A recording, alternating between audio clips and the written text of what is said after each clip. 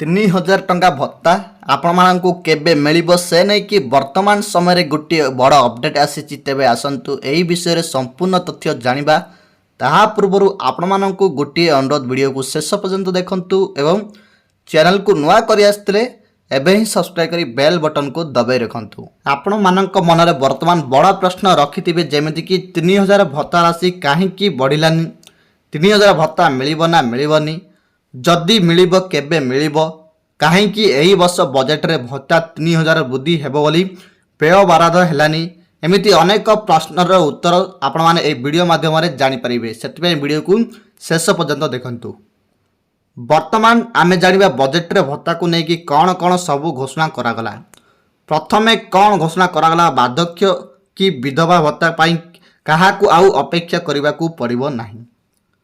Madhubabu pension योजना रे सबु योग्य हिताधिकारी को शामिल करा जिवो। तबे जेउ माने मध्य योग्य हेउचंती से माने आपे आपे जोड़ी होई जिवे एई मधुबाबू पेंशन योजना रे। हिताधिकारी को मृत्यु हेले खाली स्थान पूरण नियम आउ लागू हेबो नाही। वर्तमान सरकार कहउचंती जे जो माने भी भत्ता पाइबा पय योग्य हेबे सेमानंकु आउ अपेक्षा करिबा को पड़िबो नाही। मात्र किछि दिन भितरे आपण माने मधुबाबू पेंशन योजना रे शामिल हेबे एवं भत्ता टंका पाई पारिबे। से नहीं कि सरकार व्यवस्था मध्य करिसंती। ता सहित जो हिताधिकारी माने पूर्वरु भत्ता पाउथिले तो जेतेबेले सेमानंकर भितर जनकर मृत्यु हो जाउथिला ता परे आउ जनकु सेठी जाई कि आपनकर ना जोड़ी होउथिला। ठीक अछि, किंतु आजिका डेट रे बा एबे ठारू आउ से नियम लागू हेबो नाही। जे भी आपनकर योग्य हेबे सीधा सड़क मात्र किछि दिन भितर से भत्ता पाई पारिबो। ए नै कि सरकार व्यवस्था करि सारिछंती। ता सहित जो माने मधुबाबू पेंशन योजना रे पूर्वरु अप्लाई करिथिले बट एबे पर्यंत तांकर एप्लीकेशन टी पेंडिंग रे थिला। वर्तमान सही एप्लीकेशन गुड़िक एप्रूव करा जिवो। ए नै सरकार मध्य घोषणा करि सारिछंती एवं तार डाटा मध्य आसीची जे 6 लाख रु अधिक भत्ता जेउ माने बाद पड़िथिले सेमानंकु वर्तमान सबु टंका मिलिबो।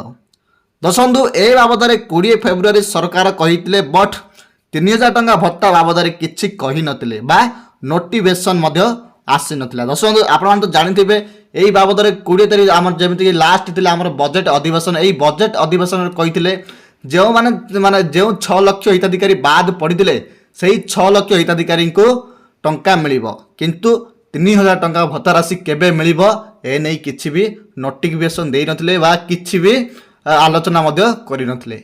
वर्तमान एबे जानिबा 3000 टंका भत्ता कोन पाई बढ़िला नाही। जेतेबेले राज्य सरकार निर्वाचन पूर्व प्रतिश्रुति देइथिले जे आम बीजेपी सरकार जेतेबेले आसीबे जेतिकी 60 वर्ष अधिक व्यक्ति अछंती सेमानंकु मासिक 3000 टंका भत्ता लेखाए दिया जिवो। ठीक ना, एमिति कहिथिले आपण माने मध्य जानिथिबे, किंतु ताहा बीजेपी सरकार आसिला परे देले नाही। जहा आगरु पूर्वतन मुख्यमंत्री घोषणा करिथिले सेही 1000 टंका ही मिलुची एबे पर्यंत। आउ एहा को नै बहुत वाद विवाद मध्य लागिची। आपण भाबुतिबे जे सरकार 3000 टंका भत्ता देबेनी आउ कि सरकार एही 3000 टंका भत्ता दबा कथा भूली गले कि ए सब प्रश्न आपण मानकर मनरे निश्चय उंकी मारुथिबो। तो आपणकर प्रश्न उत्तर मु गोटी गोटी करि देबी दसंधु एई वीडियो माध्यम रे। तबे दसंधु गवर्नमेंट स्कीम सेते बेले कार्यकरी करि थाई तांकर किछि फायदा थाई। जेमिति कि आपण माने जानिथिबे जे सुभद्रा योजना पैसा बीजेपी जेते बेले इलेक्शन जीति गले सेही संग संग ही सुभद्रा योजना अनाउंस कर देले समस्त महिला हिताधिकारी को टंका दिया जिवो। आउ से टंका मध्य देई देले आपण माने मध्य जानिथिबे। ठीक है नहीं, कहीं तांकर थिला सेही सुभद्रा योजना 50,000 जेते बेले कहिथिले तांकर किछि माने फायदा थिला। से फायदा पाई तो लोक माने महिला मानन को कहिथिले जे सुभद्रा योजना टंका दिया जिवो। आउ एही फायदा को उठाइबा पाई सरकार योजना करिथिले। आउ महिला माने मध्य एहा को सुनी समस्ते कौन बीजेपी सरकार को भोट देइथिले। तो आउटे कथा मो कहूछि ना, जेमिति कि पीएम आवास योजना रे जो घोषणा करा जायतिला घर देवा पाई से घर मध्य दिया जाय नै। आपण मानन को कुआ जायतिले नवेम्बर मास रे घर दिया जिवो, किंतु आजि आपणकर फेब्रुआरी मास सरीबा को हेलानी बट एबे सुधा पीएम आवास योजना को नै कोनोसी अपडेट आसी नै। ता सहित आपणकर 3000 भत्ता मध्य रहि जायछि जेमिति कुआ जायतिला। ता सहित आपण मानन को एठी 3500 टका मध्य कुआ जायतिला जेमिति मिलिबो बोली, କିନ୍ତୁ ସେୟା ମଧ୍ୟ ମିଳିଲା ନାହିଁ। ବଟ୍ କିଛି ମାତ୍ରାରେ ମାନେ ଯେଉଁମାନେ 80 ବର୍ଷ ହୋଇଛନ୍ତି ସେମାନଙ୍କୁ ଏଇ 3,500 ଟଙ୍କା ମିଳୁଛି, କିଛି ଜଣଙ୍କୁ, ଆଉ କିଛି ଜଣଙ୍କୁ ମଧ୍ୟ ମିଳୁନାହିଁ। ଠିକ୍ ଅଛି, ଏଇ ଦୁଇଟା ଭିତରୁ ଗୋଟେ କାର୍ଯ୍ୟକାରୀ କରିଥିଲେ 3,000 ଭତ୍ତା ଟଙ୍କାକୁ। 3,000 ଟଙ୍କା ଭତ୍ତା ତ ଦେଲେ ନାହିଁ, କିନ୍ତୁ ଯେଉଁମାନେ 80 ବର୍ଷ ହୋଇଛନ୍ତି ସେମାନଙ୍କୁ 3,500 ଟଙ୍କା ଦେଇଦେଲେ, କିନ୍ତୁ ଯେଉଁମାନେ 60 ବର୍ଷ ହୋଇଛନ୍ତି ସେମାନଙ୍କୁ 3,000 ଟଙ୍କା ଭତ୍ତା ରାଶି ପ୍ରଦାନ କରିଲେ ନାହିଁ।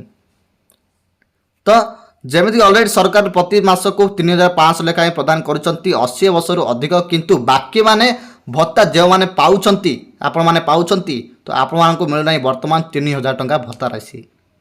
ଆଉ ଆପଣମାନେ ମଧ୍ୟ ଭାବୁଥିବେ ଯେ ସରକାର କ'ଣ ଏହାକୁ ଭୁଲିଗଲେ କି ଆଉ ଭତ୍ତା ରାଶି ମିଳିବନି? ତାହେଲେ ଏମିତି ନିହାତି ଭାବୁଥିବେ, ଠିକ୍ ଅଛି ନା ନାହିଁ?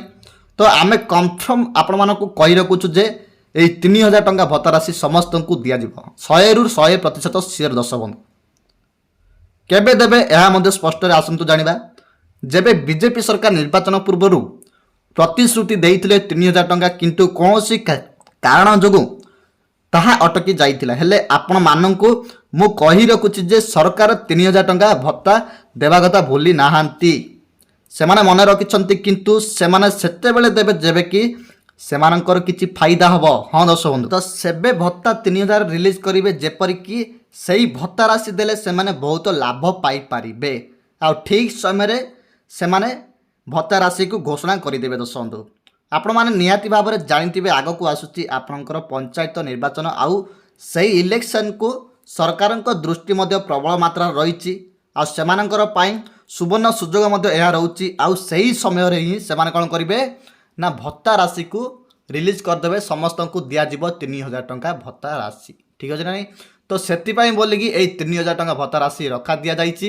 ତ ଏଥିରେ କିଛି ବ୍ୟସ୍ତ ହେବା ନାହିଁ, ଆପଣମାନଙ୍କୁ ଯାହା ଆଗରୁ କହିଥିଲେ ଯାହା ପ୍ରତିଶ୍ରୁତି ଦେଇଥିଲେ ବିଜେପି ସରକାର, ତାହା ଖୁବ୍ ଶୀଘ୍ର ଆପଣମାନଙ୍କୁ ଦିଆଯିବ। ଆଉ ଏହା ହେଉଛି ସେମାନଙ୍କ ପାଇଁ ସୁବର୍ଣ୍ଣ ସୁଯୋଗ, ଯେହେତୁ ସେମାନଙ୍କର ଇଲେକ୍ସନ ଆସୁଛି, ତ ସେଥିପାଇଁ ସେମାନେ ସେହି ସମୟରେ ହିଁ ସମସ୍ତଙ୍କୁ ଦିଆଯିବ ଭତ୍ତା ରାଶି, ଆଉ ରିଲିଜ୍ ମଧ୍ୟ କରିଦେବେ 3,000 ଟଙ୍କା ଭତ୍ତା ରାଶି ଦିଆଯିବ।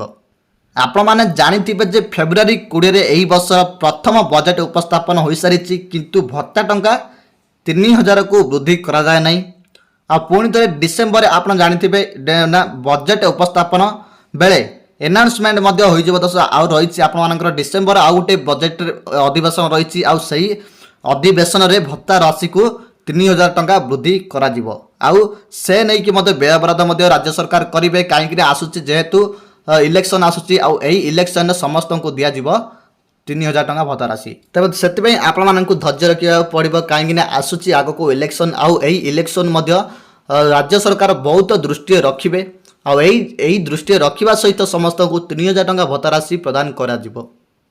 ସେତେବେଳେ ପ୍ରଦାନ କରନ୍ତି ଯେତେବେଳେ ତାଙ୍କର ଫାଇଦା ଥାଏ। ତ ଆପଣମାନେ ବର୍ତ୍ତମାନ ବୁଝିପାରୁଥିବେ କାହିଁକି ଏହି 3,000 ଟଙ୍କା ଭତ୍ତା ରାଶି ଆଗରୁ ଦିଆଯାଇ ନାହିଁ। ଯଦି ଆପଣମାନଙ୍କୁ ଏହି ଭିଡ଼ିଓଟି ଭଲ ଲାଗିଥାଏ ତାହେଲେ ଅଧିକରୁ ଅଧିକ ଲୋକମାନଙ୍କୁ ସେୟାର କରନ୍ତୁ।